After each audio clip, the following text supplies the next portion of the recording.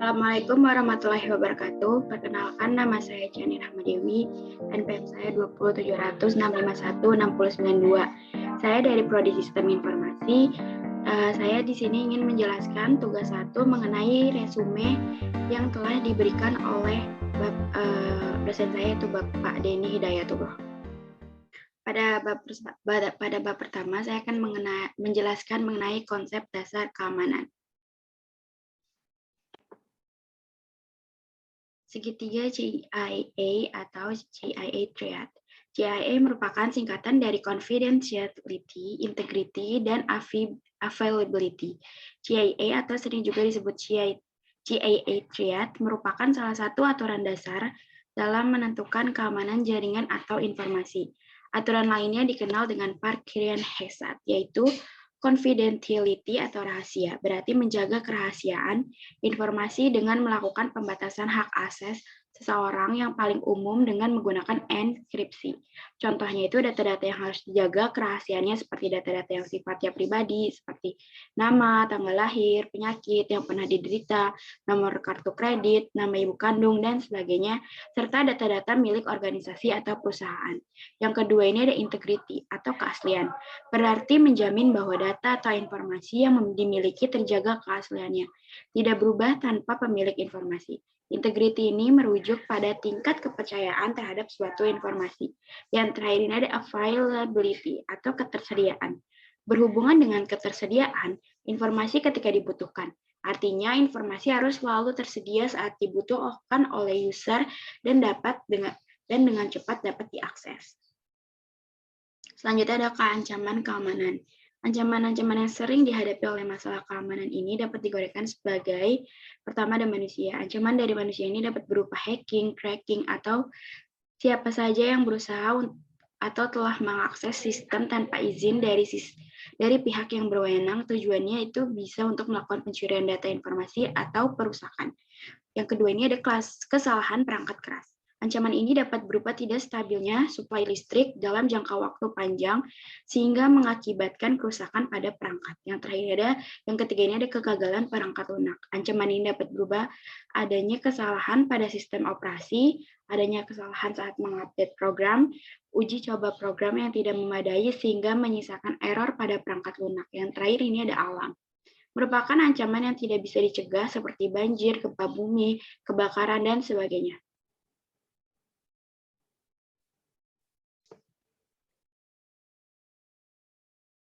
Selanjutnya ada model serangan. Yang pertama ada interruption. Serangan ini ditujukan untuk aspek ketersediaan atau availability yang menjadikan sistem tidak tersedia atau rusak. Contoh serangan denial of service attack.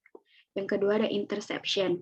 Serangan ini berupa pihak yang tidak memiliki wewenang berhasil mengakses data atau informasi, misalnya dengan melakukan penyadapan atau wiretapping. Yang ketiga ada modification. Serangan ini berupa pihak yang memiliki wewenang berhasil memodifikasi aset atau data atau informasi yang dimiliki organisasi atau perusahaan. Yang terakhir ada fabrication. Serangan ini berupa pihak yang tidak berwenang menjadi seolah-olah pengguna sah dan mengirimkan pesan palsu ke dalam sistem, menyerang aspek autentifikasi. Contohnya dengan memasukkan pesan-pesan palsu seperti email palsu ke jaringan komputer.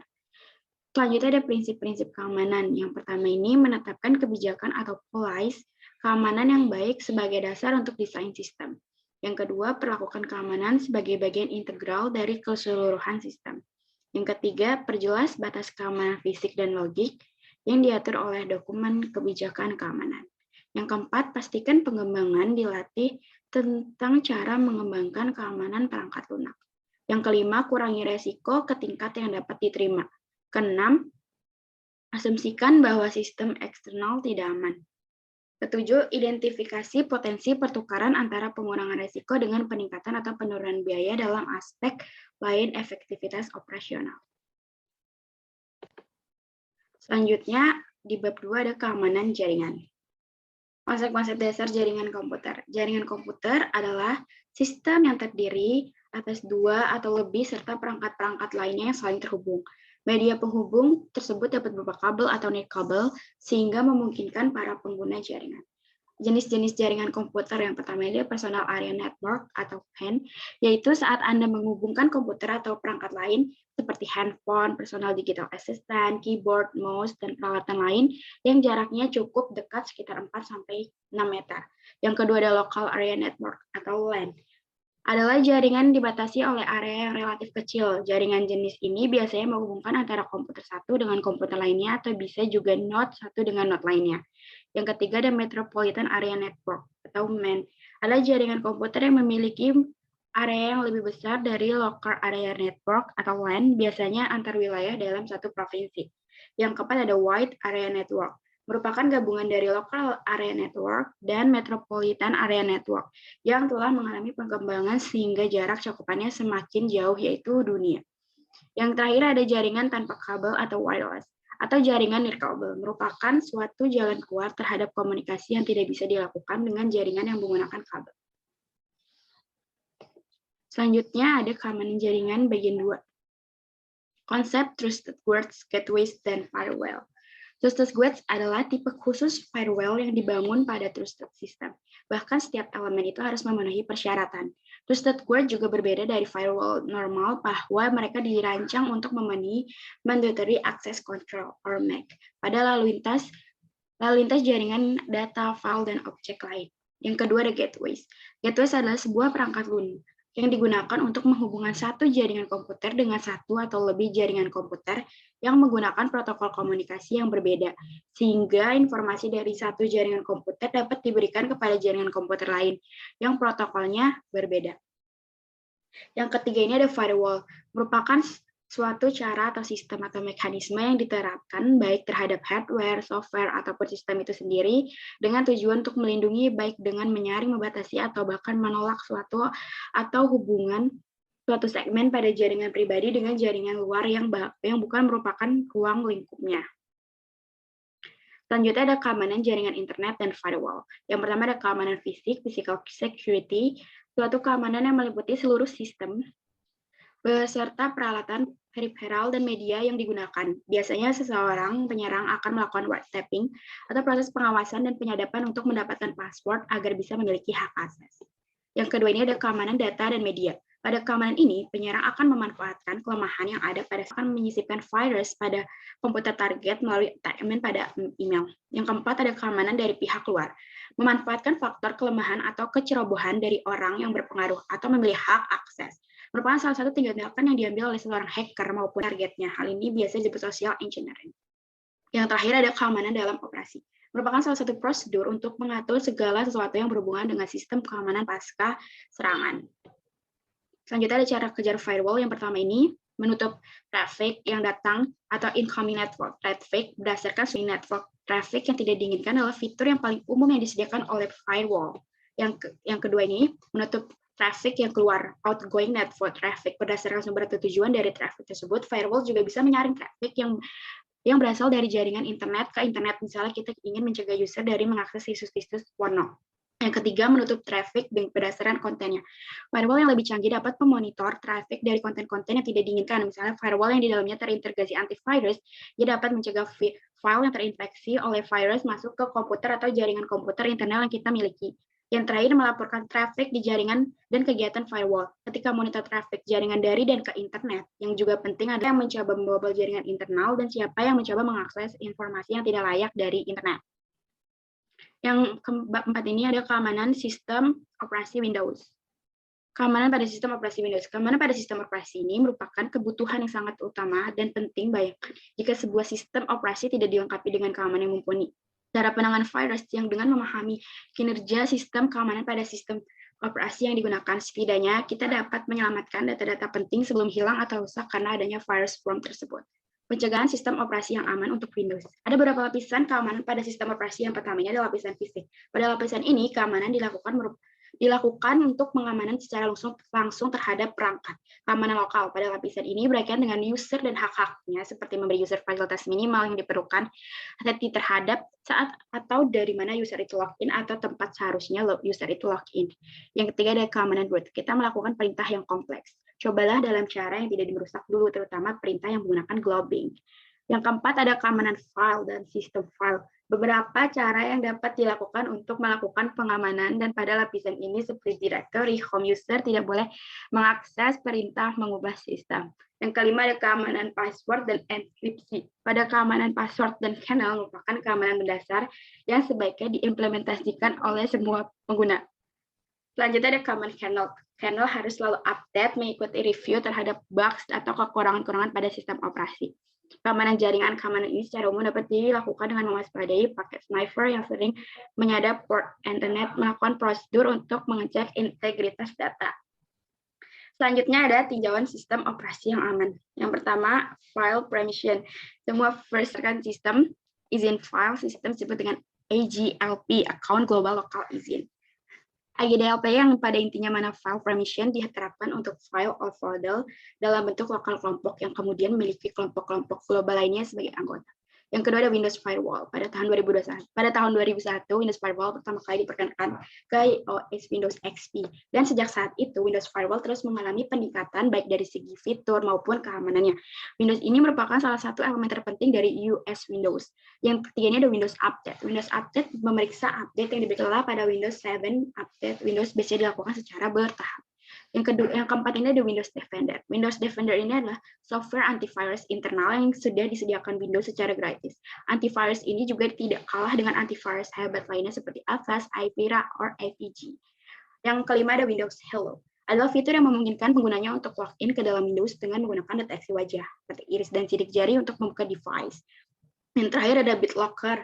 BitLocker, derived encryption adalah sebuah fitur enkripsi atau satu cakram yang terdapat di dalam sistem operasi keras Windows Vista, Windows 7, dan Windows Server 2008. Selanjutnya ada keamanan sistem operasi Linux. Tinjauan sistem operasi yang aman di Linux. Dalam operasi masalah keamanan harus selalu dimonitor. Hal ini disebabkan oleh beberapa hal, antara lain ditemukannya lubang keamanan atau security hole yang baru, kesalahan konfigurasi, kadang-kadang karena lalai atau lupa konfigurasi sebuah sistem kurang benar sehingga menimbulkan lubang keamanan. Yang terakhir ini penambahan perangkat baru hardware atau software yang menyebabkan menurunnya tingkat keamanan atau berubahnya metode untuk mengoperasikan sistem Linux yang ada. Dan sekian banyak jenis sistem operasi Linux merupakan OS yang aman terhadap virus. Linux juga memiliki kemampuan melakukan perbaikan bug atau yang cocok dengan sangat cepat. Fitur yang teratas yang membuat Linux aman ini yang pertama ada sistem multi pengguna tingkat lanjut. Sejak awal Linux dirancang sebagai sistem multi pengguna. Pengaturan default terbaik untuk bagiannya. Pengaturan default pada semua distro Linux jauh lebih aman daripada pengaturan default untuk Windows. Linux jauh lebih tidak dapat diasuransikan dalam pengertian ini. Linux hanya dikenal karena fleksibilitasnya yang luar biasa, tapi juga karena memungkinkan pengaturan keamanan yang tidak mungkin dicapai di Windows. Yang keempat, tidak ada file atau register yang dapat dieksekusi. Pada kenyataannya, kemampuan eksekusi adalah properti dari file apapun, terlepas dari ekstensinya. Yang terakhir, ada alat yang lebih baik untuk kerentanan yang masih belum disadari oleh pengembang perangkat lunak itu sendiri. Selanjutnya ada keamanan internet. Keamanan internet adalah semua masalah yang mencakup keamanan untuk transaksi yang dilakukan melalui internet. Keamanan internet ini umumnya menjadi prioritas utama bagi perusahaan dan pemerintah. Keamanan internet tidak mencukupi dapat mengancam untuk bisnis e-commerce atau operasi lainnya di mana data akan dialihkan melalui web. Macam-macam produk keamanan internet ini ada antivirus software dan program keamanan internet dapat melindungi perangkat di program dari serangan dengan mendeteksi dan menghilangkan virus. Yang kedua ada password manager, adalah aplikasi perangkat lunak yang membantu user menyimpan dan mengatur password. Yang ketiga ada suite security. Suite security pertama kali ditawarkan untuk dijual pada tahun 2003 oleh McAfee dan mengandung suite firewall, antivirus, anti-spyware, dan banyak lagi. Yang keempat ada Remedies, TCP or IP protocol. Dapat dijamin dengan metode kriptografi dan protokol keamanan. Protokol ini mencakup Secure Socket Layer, digantikan oleh Transport Layer Security, lalu lintas web, Pretty Good Privacy untuk email, dan IPsec untuk lapisan keamanan jaringan. IPsec dirancang untuk melindungi TCP komunikasi or IP dengan cara yang aman. Ini adalah satu set ekstensi keamanan yang dikembangkan oleh Task Force Internet. Ini memberikan keamanan dan autentikasi pada layer IP. Ada juga jenis-jenis firewall. Yang pertama ini paket filter. Adalah generasi pertama firewall yang memproses lalu lintas jaringan pada paket per paket. Stateful Packet Inspection. Dalam firewall stateful yang secret level gateway adalah server proxy yang beroperasi pada tingkat jaringan dari open system interconnection, model dan statis mendefinisikan apa yang lalu lintas akan diizinkan. Application Level Gateway adalah firewall generasi ketiga di mana server proxy beroperasi di bagian paling atas model OC dan suite IP. Application Level Gateway yang dikenal untuk menganalisis seluruh pesan daripada paket individual dari data saat data sedang dikirim atau diterima. Selanjutnya ada keamanan database. Konsep dasar dari keamanan database merupakan salah satu perangkat yang sangat vital bagi sebuah organisasi karena database mengandung informasi yang sangat sensitif yang harus dilindungi dari kerentanan dan eksploitasi keamanan. Keamanan database merupakan suatu cara untuk melindungi database. Dari kategori keamanan database ini diambil dari panduan tangan insiden keamanan database oleh Badan Pengkajian dan Penerapan Teknologi Kementerian Komunikasi dan Informatika Republik Indonesia tahun 2014. Berikut garis besar kategori keamanan database yaitu keamanan server, trusted IP access, database connection, dan table access control. Selanjutnya, tahap keamanan pada database terdapat 5 langkah utama yang memastikan keamanan database menurut application security, yaitu pisahkan database sensitif, eliminasi kerentanan, enforce license privilege, pantau penyimpangan atau anomali, tanggapan perilaku yang mencurigakan. Sekian penjelasan dari saya. Wassalamualaikum warahmatullahi wabarakatuh.